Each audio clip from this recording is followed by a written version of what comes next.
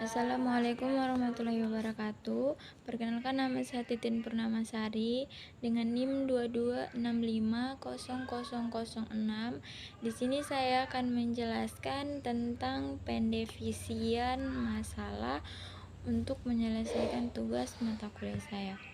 Oke, lanjut. Di sini saya akan menjelaskan 3 contoh kasus, yaitu pengenalan gambar wajah, pengenalan tulisan tangan, dan sistem rekomendasi. Untuk pengenalan gambar medis, di sini kita melakukan beberapa teknik dalam memecahkan masalah melalui sistem kecerdasan buatan. Pertama yaitu mengidentifikasi masalah, yaitu masalah yang ingin dipecahkan adalah pengenalan gambar medis.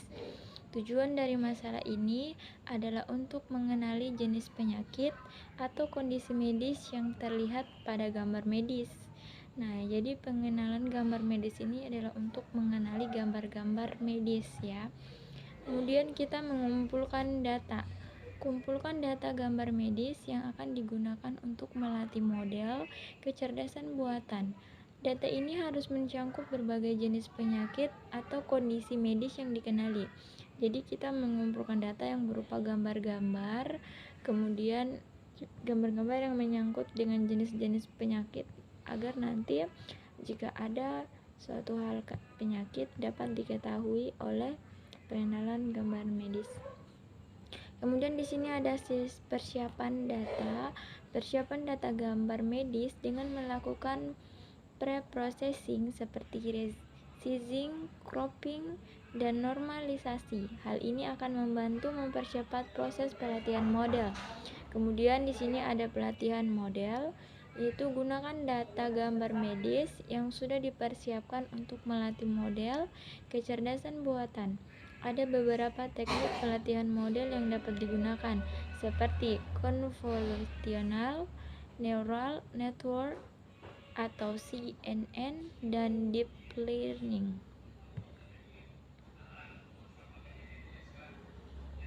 Oke, selanjutnya di sini juga terdapat validasi model.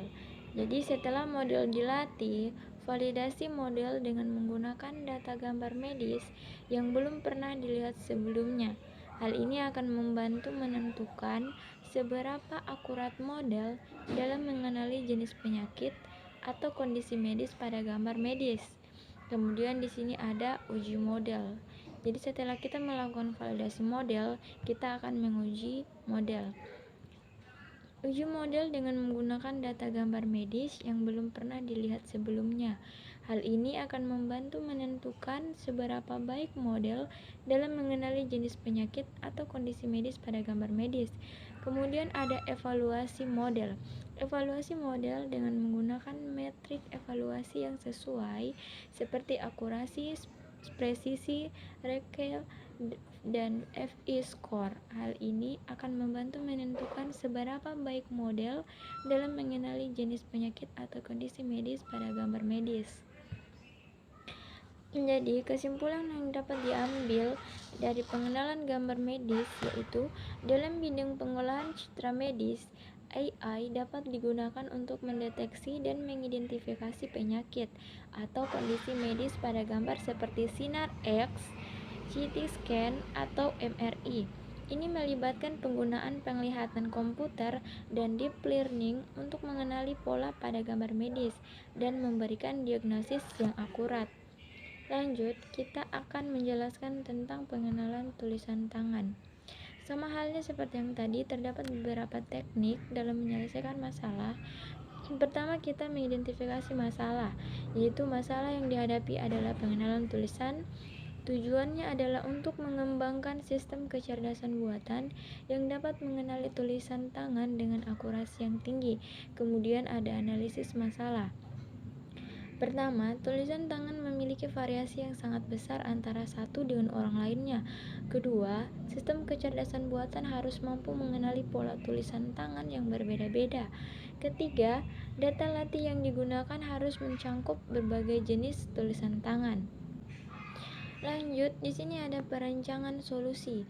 Pilih teknik pengenalan pola yang tepat seperti jaringan saraf, tiruan atau support vector machine atau SVM. Kumpulkan data latih yang mencakup berbagai jenis tulisan. Ketiga, lakukan pelatihan model menggunakan data latih yang telah dikumpulkan. Keempat, yaitu validasi model menggunakan data uji untuk mengukur akurasi pengenalan tulisan tangan.